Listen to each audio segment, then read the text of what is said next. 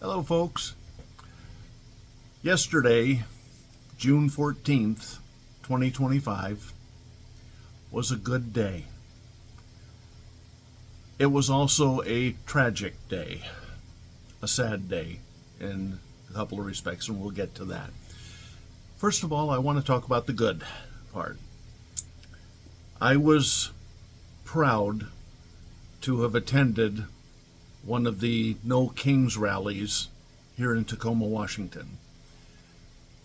Where I was, I would estimate that there was at least 2,000 people in attendance with me, and there was another separate rally in another part of town. But yesterday, over 11 million people in over 2,000 different rallies across the United States showed up to protest a man who wants to be king. Now, during these protests, there were no reported acts of violence or property damage or vandalism that was committed by any of the protesters. The energy at these protests was upbeat. It was strong, positive energy. We may not have known each other personally, but I'll tell you this right now, there were no strangers among us. It felt like family. And the surprising thing was that not only were there huge turnouts in blue states, but in red states as well. Boise, Idaho. Boise, Idaho had a huge turnout. Salt Lake City also had a massive turnout. Dallas, Texas. And these are just to name a few. This was all across the entire country, folks. Everybody was turning out to defend democracy against a would-be dictator. There were even some gatherings, such as I saw one in rural Alaska, where it was maybe 25 or 30 people along a rural road that were demonstrating, displaying signs. Those people were just as important. They were just as upbeat. They had just as much positive energy as those of us who attended the larger rallies. And I salute them. In comparison, Donald Trump's $45 million parade that he spent $45 million of taxpayer dollars on, his big military parade, they were expecting a crowd of over 100,000 people to attend this thing. Actual attendance was estimated at somewhere between 8,000 and maybe 20,000 at the high end, but I doubt it was that much. If you look at the footage of the videos, those bleachers, those stands were just about empty. And the comparison of the energy level, the rallies that like the ones that I attended yesterday, we were upbeat, we were displaying signs, we were laughing, we were cheering, we were chanting, we were having a good time. The people that were attending Trump's parade looked like they were going to a funeral. As the tanks clanked and rumbled by, there was basically silence coming from the stands. It was pathetic.